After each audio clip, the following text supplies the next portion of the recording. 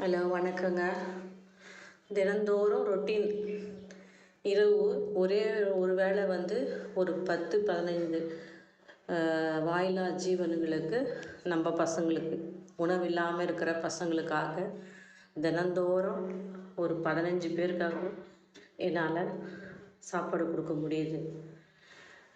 தயவுசெய்து உங்கள் தெருவில் இருக்கிற ஒரு 2 உங்களால் முடிஞ்சது செய்யுங்க. தண்ணி வைங்க, சாப்பாடு போடுங்க. ஒரு புடி சோறு போட்டால் கூட போதுங்க.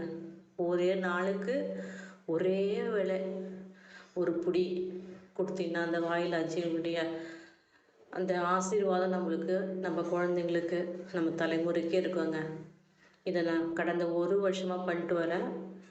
தினந்தோறும் ஒரு 15 பேருக்கு கொடுக்குறேன். வாரத்துக்கு 2 நாள் 30-40 பேருக்கு நான் கொடுத்துட்டு வரேன்.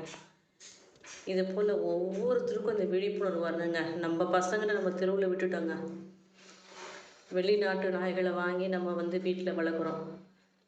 நம்ம பசங்களை தத்தெடுத்து வளர்த்து அதுங்களுக்கு தயவுசெய்து வாழ்வு கொடுங்க. உங்களால் முடிஞ்ச ஹெல்ப்பை பண்ணுங்கள். செய்கிறவங்கள தயவுசெய்து எந்த இதுவும் குறைய சொல்லாதீங்க. நான் அது கடந்த 1 வருஷமாக பண்ணிட்டுருக்கேன்.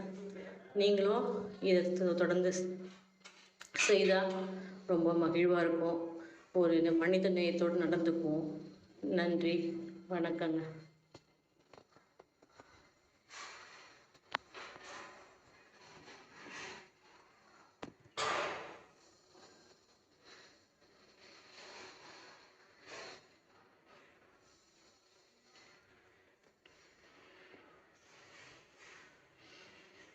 ஒரு வேளை சாப்பாடு கூட இல்லாமல் இந்த குப்பை மேட்டில் இருக்கிற நாய்களை பார்க்கும்போது மனசு ரொம்ப கஷ்டமாக இருக்குதுங்க.